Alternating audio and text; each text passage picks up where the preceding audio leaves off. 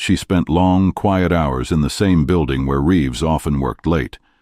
She was exactly the kind of vulnerable person that someone like Reeves would notice: isolated, new to town, financially struggling, and completely dependent on the job that put her directly in his sphere of influence. Their first interactions seemed innocent enough. Reeves would bring Clara coffee during her shift, ask about her day, show the kind of fatherly concern that made him popular with voters. But Clara would later tell investigators that something felt wrong from the beginning: the way he'd stand just a little too close, how he'd find excuses to touch her shoulder or hand, the questions about her personal life that felt more like interrogation than conversation. When Clara tried to maintain professional distance, Reeves began showing up at her apartment. "Just to check on her," he said. "Make sure she was settling in okay." The sheriff was looking out for her, after all. To everyone else, Reeves was untouchable.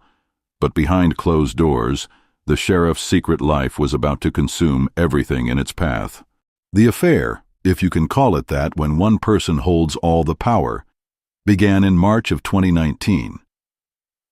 Clara would later describe it not as romance, but as a series of escalating encounters that she felt powerless to stop. Reeves had made it clear, without ever stating it directly, that her job security depended on her cooperation. Her housing, her ability to stay in Millfield, her entire future, all of it rested on keeping the sheriff happy. 3 times a week, sometimes more, Reeves would appear at Clara's apartment after midnight. He'd use his squad car, parking it in different spots around her complex to avoid establishing a pattern. He'd enter through the back door, using a key he'd somehow acquired.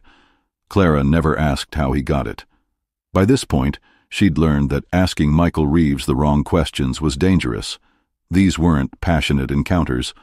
Clara described them as mechanical, hurried, with Reeves showing more concern for avoiding detection than for her comfort or consent.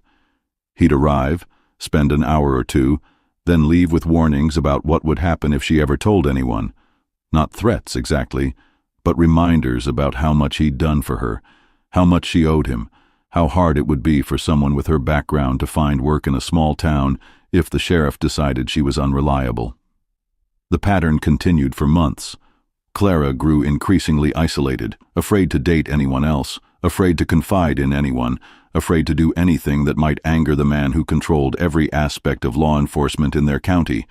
She lost weight, developed insomnia, and began showing the kind of psychological symptoms that her few friends attributed to the stress of divorce and relocation.